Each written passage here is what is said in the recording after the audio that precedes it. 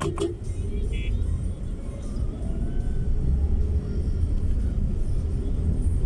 everyone, good morning.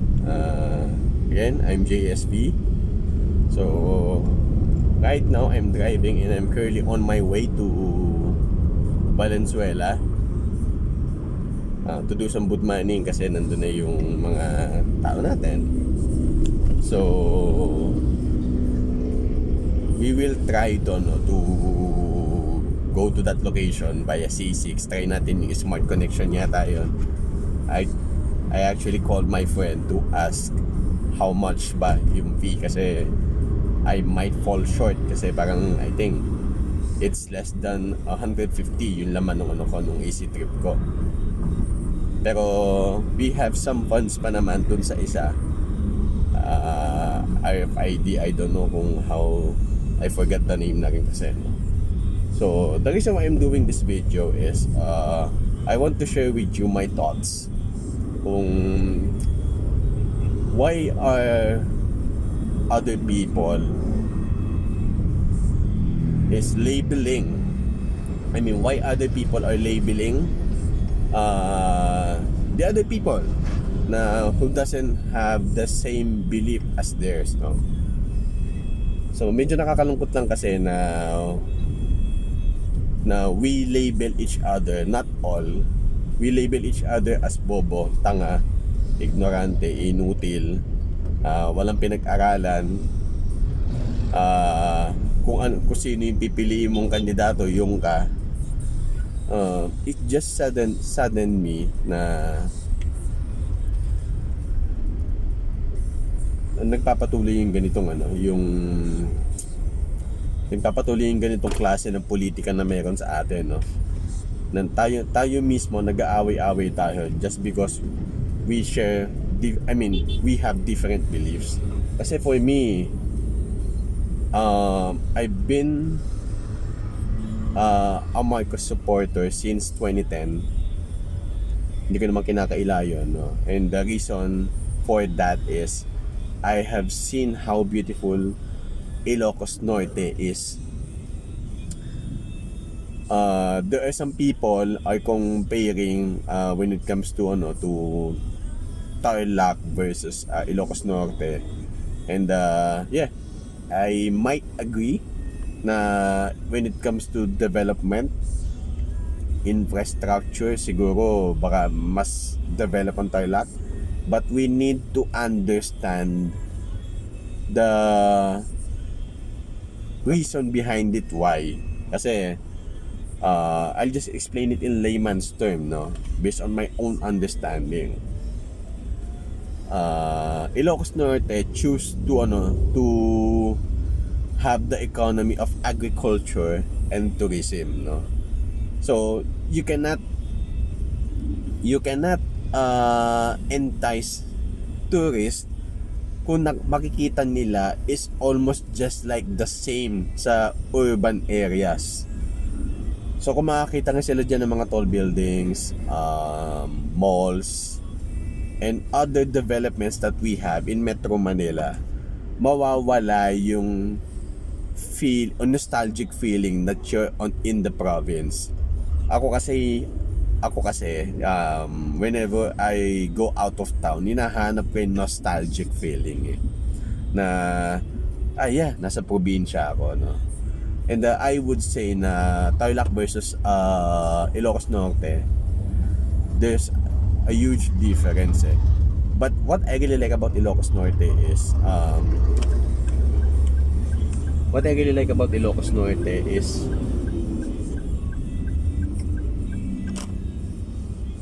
sobrang ganda ng nung mga kalye nila, no.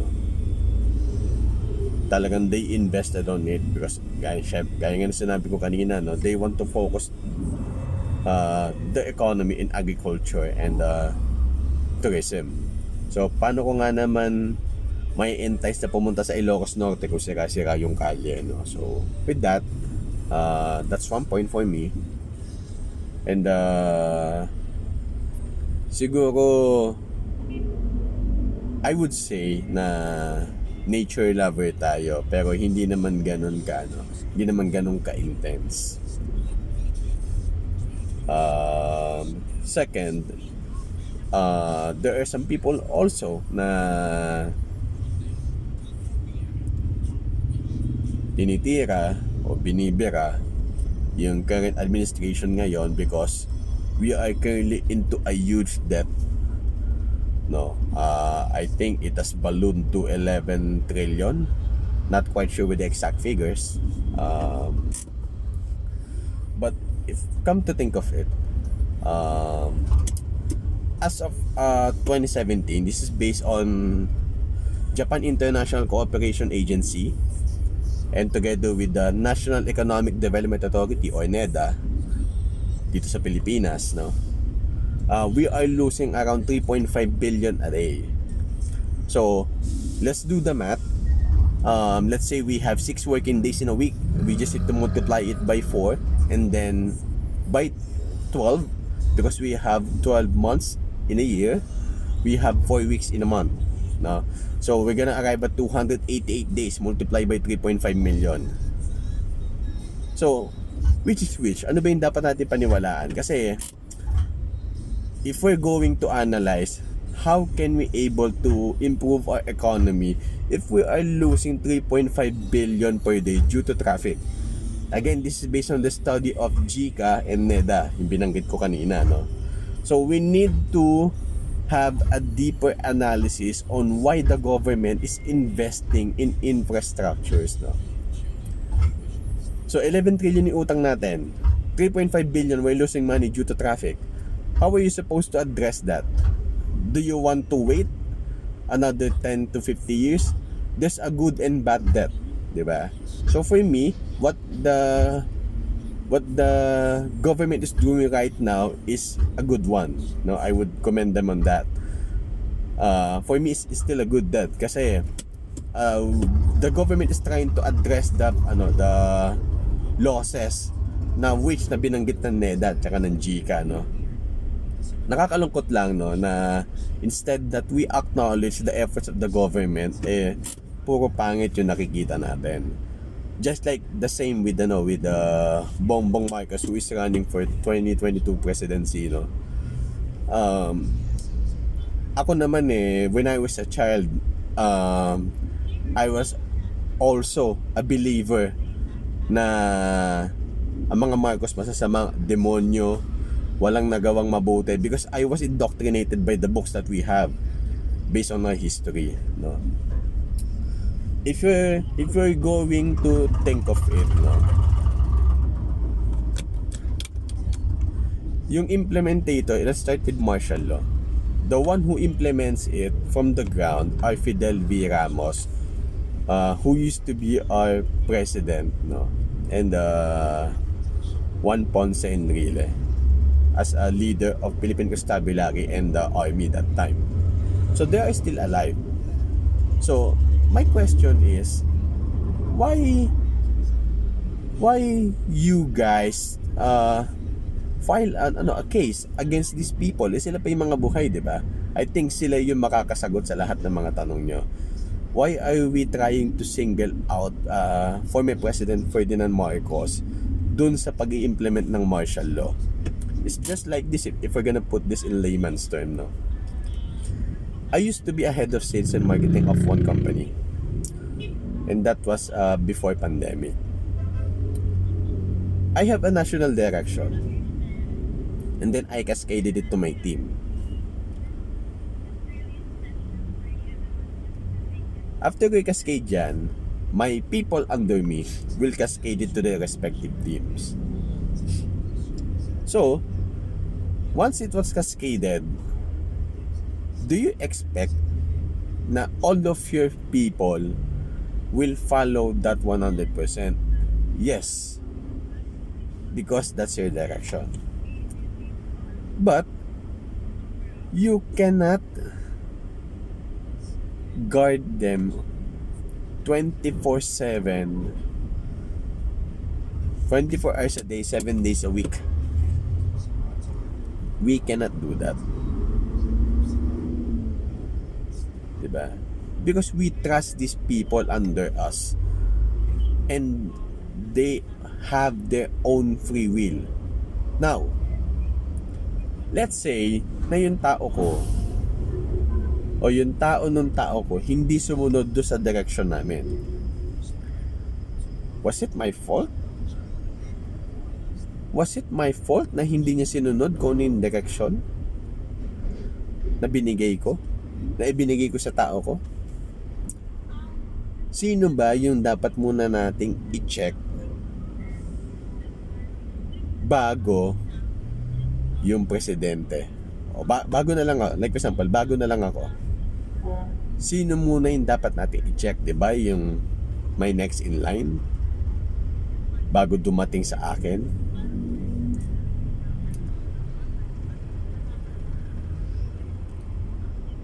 So try to analyze it naman, no?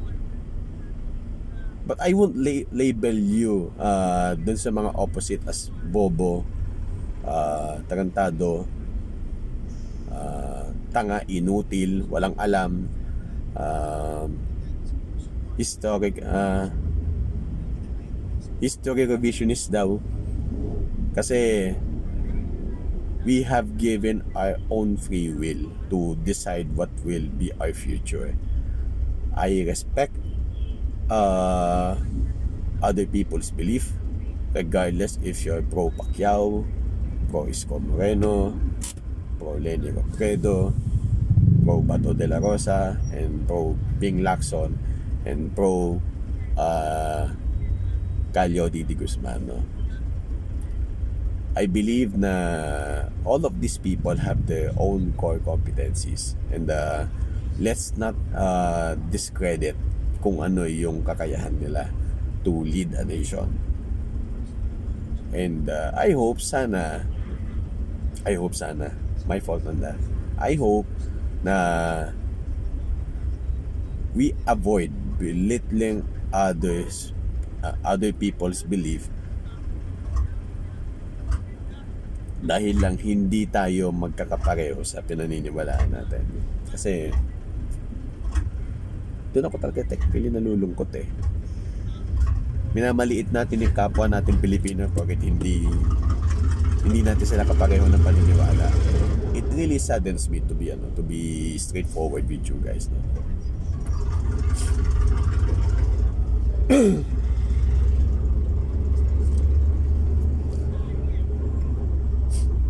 Tapos another thing, the reason why I had my own research about the Marcos family is, alam mo yung word na humility, napaka-importante sa akin nun eh. Despite of the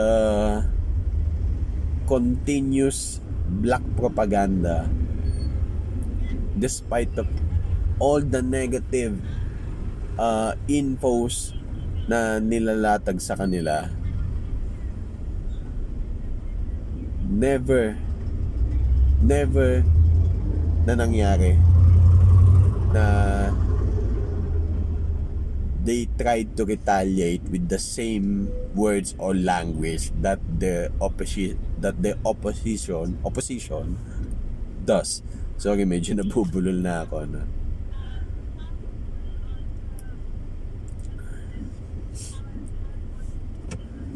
So yung humility nandun.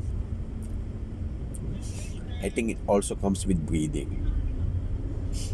Yun isa sa bagay na hindi nabibili. The skills kasi can be learned eh, but the attitude cannot. No? If we just learn how to humble ourselves and always try to practice humility whenever someone is insulting us, we don't retaliate, we understand, and analyze why these people said these things. Kasi lahat naman tayo, we have our own opinions and much of it are valid. It depends on the people who listens to us. You know what, sometimes in order for us to have a better society, and in order for us to be a better person, we need to agree to disagree. We need to compromise on something. And the reason why I'm making this video is that I have several friends who already unfriended me. Kilala nyo na kung sino kayo.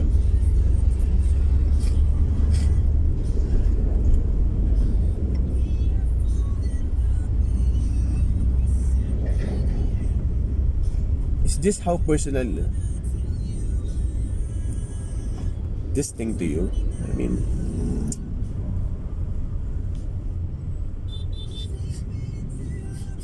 kailangan mawala yung pinagsamahan natin just for the sake of politics. Oh, come on. Diba?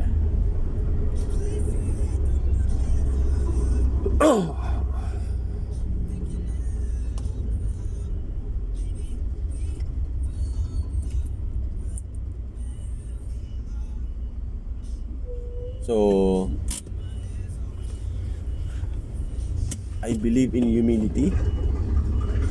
And kung sino nga daw yung sinusuportahan mong politician, that reflects of who you are. And I would say, yeah,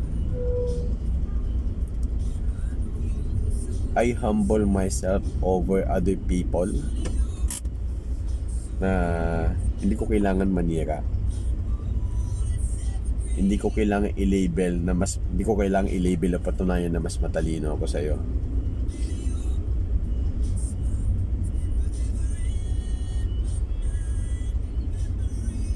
And another thing pa pala, no?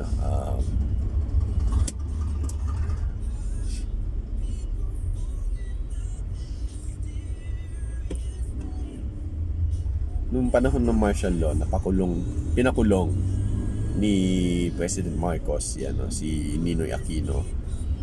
And I think kasama yata sina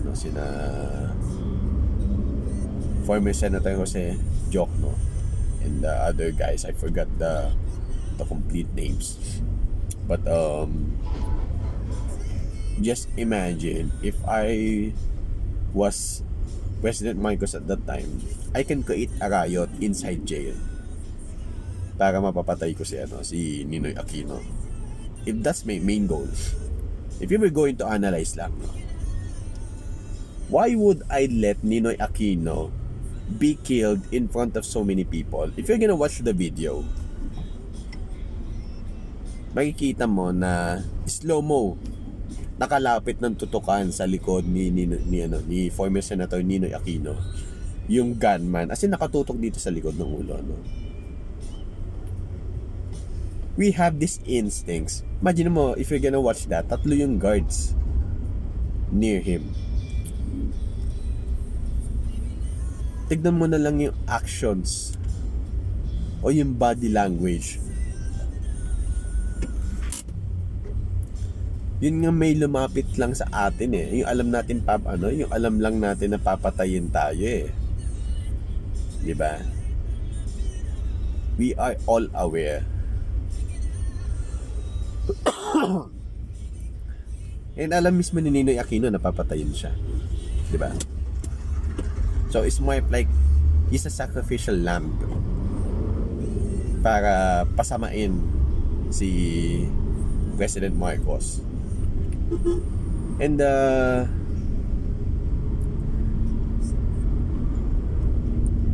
opposition are labeling the Marcos family as dictator. Ang pagkakaintindi ko kasi sa word na dictator is just like North Korea. Technically wala tayong kalayaan. That the leader of a country can kill any people he wants. Just imagine, based on the 1986 population, the people who were there at on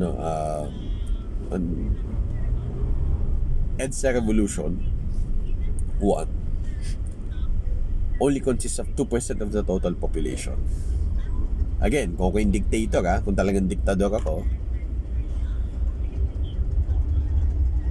I would sacrifice those people, the 2%, And I will lead the remaining 98% of the Filipino people.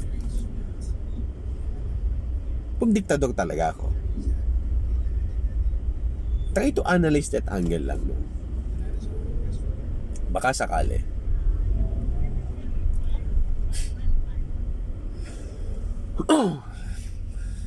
Yung regarding naman sa sa utang,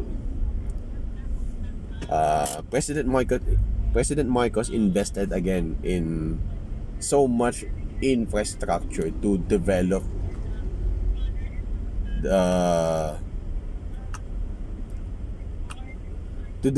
Philippines, no. He created lots of roads, buildings para makilala tayo sa international arena.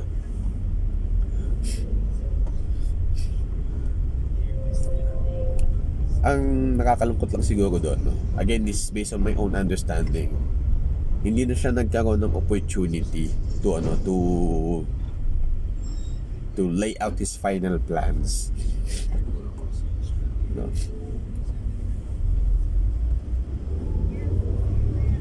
Para makita natin kung ano ba talaga yung benevision niya. And right now, thanks to President Duterte, tinuloy niya to ngayon. I mean, no one is perfect. No one is. So, I would like to quote Bongbong Marcos nga, he's my only choice to be the next president of the Philippines this coming 2022 election. If you're not making any enemies, it means you're not doing better. Tama ba yung sinabi ko? In Tagalog na lang, kung hindi ka nagkakaroon ng mga kaaway, ibig sabihin, hindi maganda yung ginagawa mo. And I believe in that.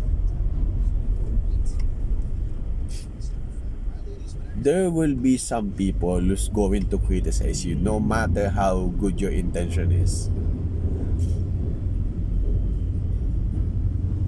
Bibigay mo na lang yung kaliwa mo, kukunin pa yung kanan. My apology, excuse me.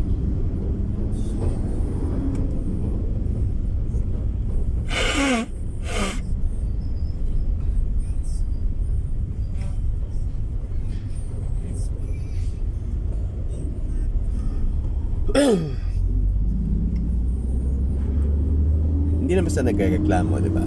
But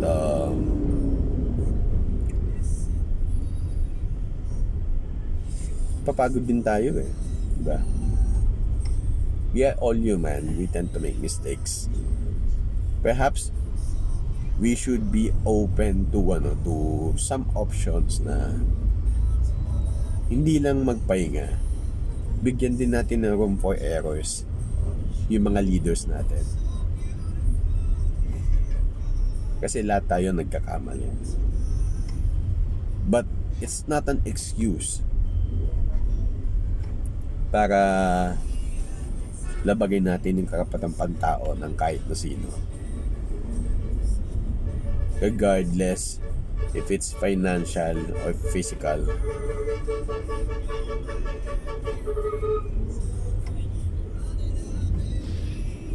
Ayun. So,